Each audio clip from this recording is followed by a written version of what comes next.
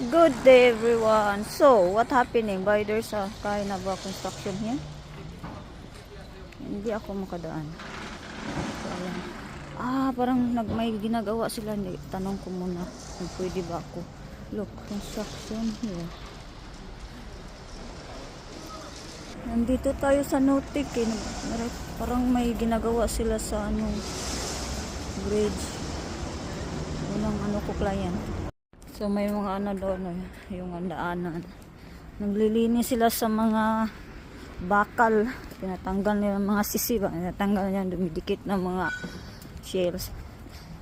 Linis-linis na sa daanan.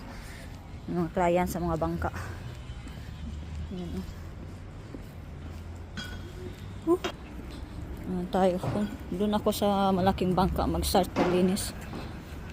Talaga ngayon sa mga bangka at linis, tingnan nyo naman, busy sila, busy.